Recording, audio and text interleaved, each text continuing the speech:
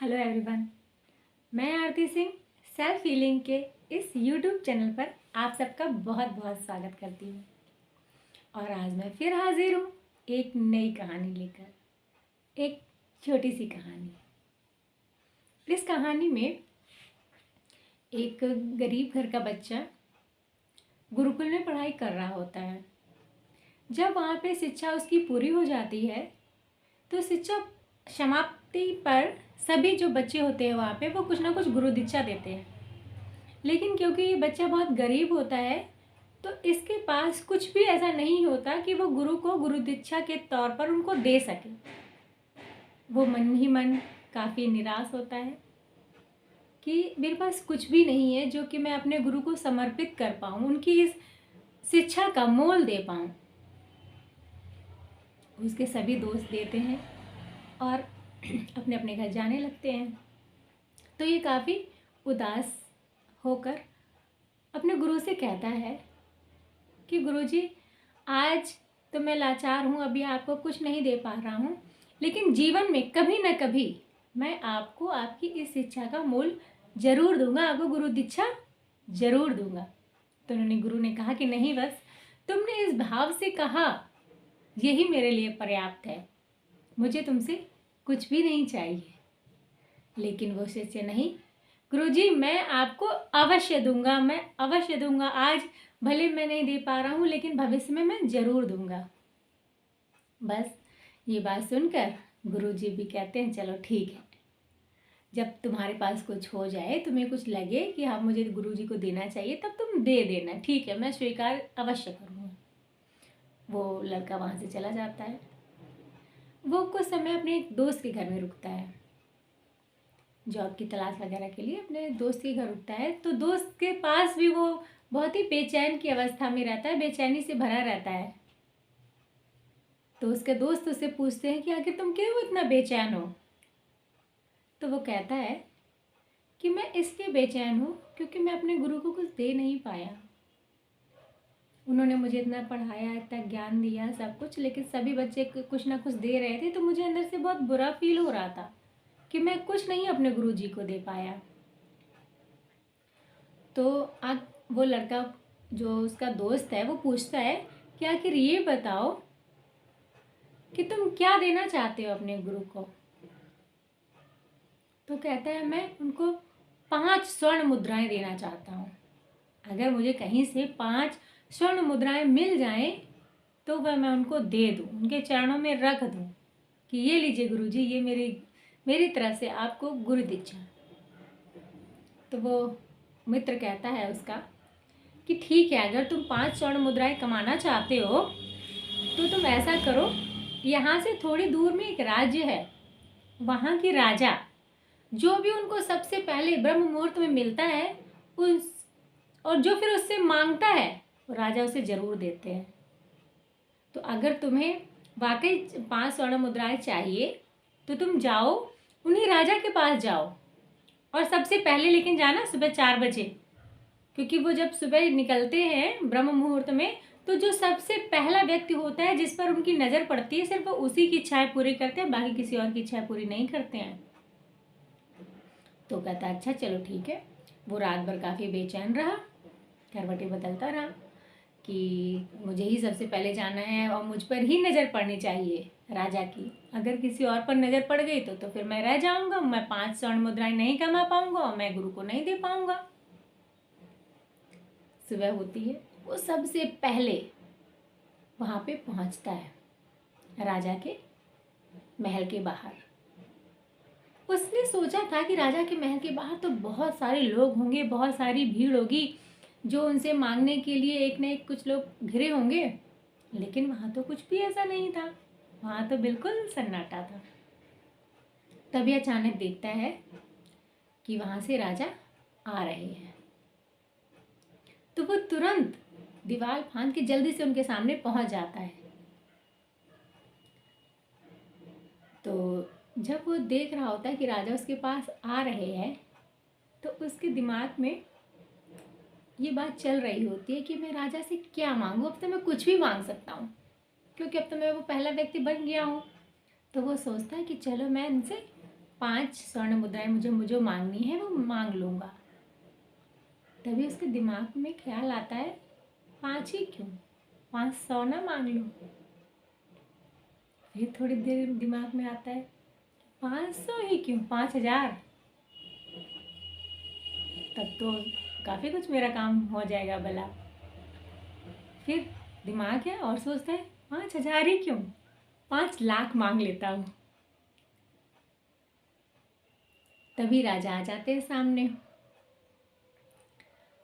तो उसको कहते हैं कि हाँ बताओ, तुम हाँ पहले व्यक्ति हो जो मुझे आज मिले हो, तो बताओ आखिर तुम मुझसे क्या चाहते हो, जो तुम कहोगे वो मैं तुम्हें दूंगा। तो वो दोहराता है कि राजा सच में जो मैं आपसे मांगूंगा वो मुझे देंगे।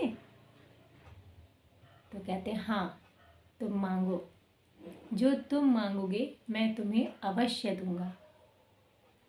तो वो तो और अपने ख्यालों में खो जाता है कि 5 लाख की 5 अरब की 5 खरब क्या मांगूं। तो वो राजा सोचते हैं कि लगता है कि अभी तुम विचार सही से कर नहीं पाए हो कि तुम्हें मुझसे क्या चाहिए।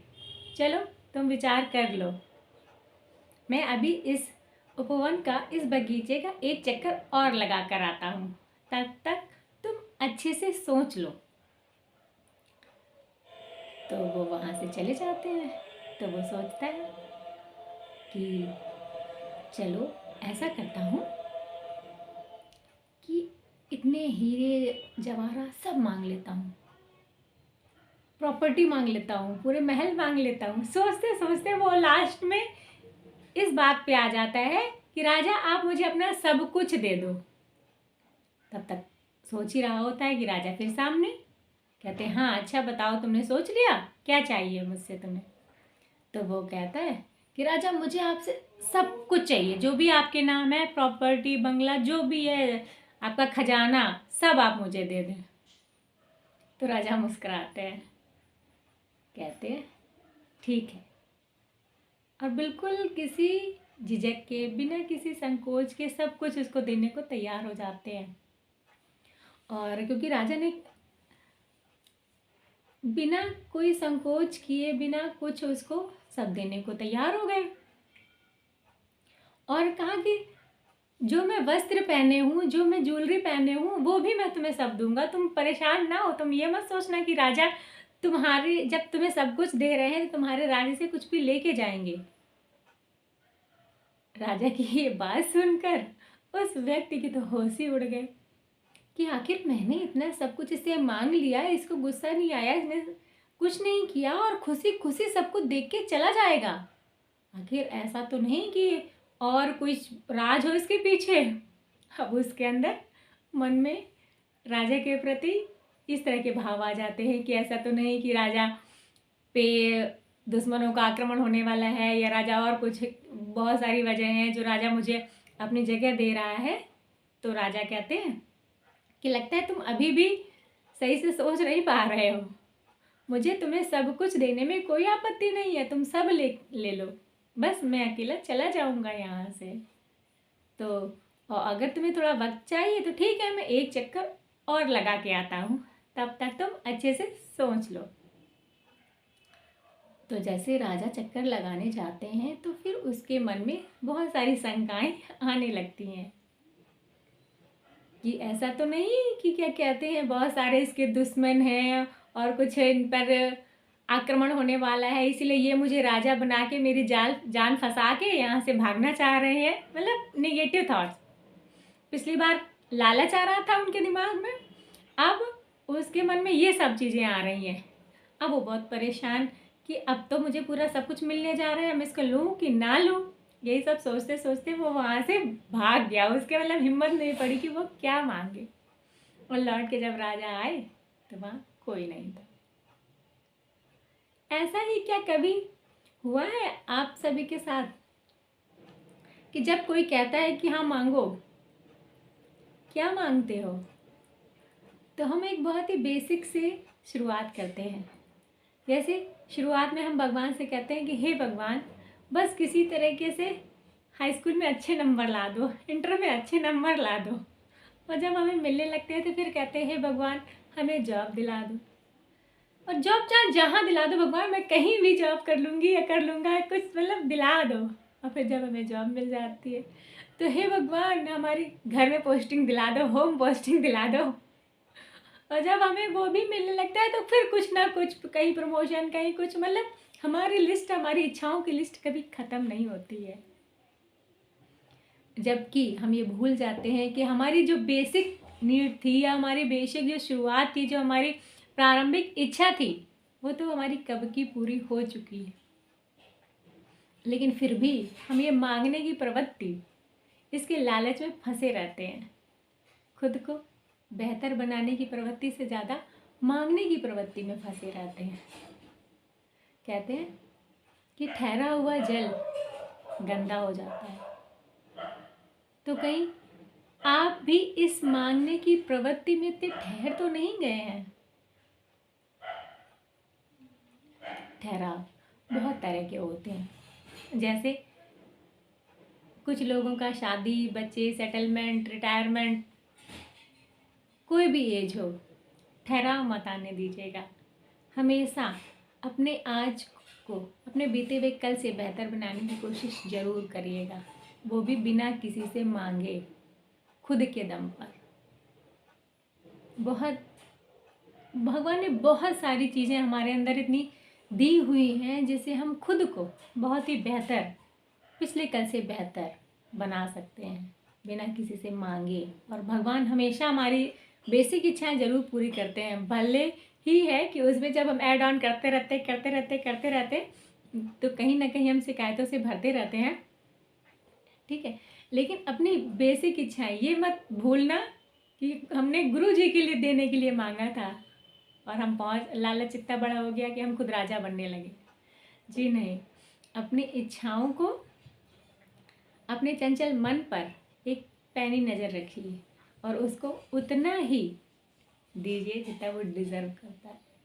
और खुद से प्रश्न करते रहिए कि पिछले 6 महीने में या पिछले साल भर में या पिछले 5 सालों में मैं कुछ आगे बढ़ रही हूँ या बढ़ रहा हूँ, या मेरे जीवन में भी ठहराव आने लगा है अपनी इच्छाओं को लेकर, अपने खुद को बेहतर बनाने को लेकर। तो बहुत सारी चीज़ें हैं। फिलहाल आज की कहानी का मेरा यही था कि हमको बहुत कुछ ईश्वर से मिला है, उस पर ही धन्यवाद दें, ना कि दूसरों से मांगने के लिए अपने मन के जाल में फंसते रहें। जैसे वो व्यक्ति फंस गया, उसकी एक शुद्ध इच्छा, एक बहुत ही अच्छी इच्छा अपने गुरु को लेकर देने से शुरू हुई थी और राजा के राज को छीनने तक समाप्त हुई। तो कभी भी अपने सिर्फ मनोभाव पर ना जाए, अपनी इच्छा शक्ति को मजबूत रखें, ठीक है। तो आज एक छोटी सी कहानी, फिर मिलती हूँ एक नई कहानी के साथ, एक नए थॉट के साथ, एक नए विज़न के साथ। तब तक नमस्कार, थैंक यू सो मच। और जिन्होंने सब्सक्राइब नहीं किया है वो प्लीज़ सब्सक्राइब ज़रूर कर लें और लाइक, कमेंट और शेयर ज़रूर करें। Thank you so much, thank you.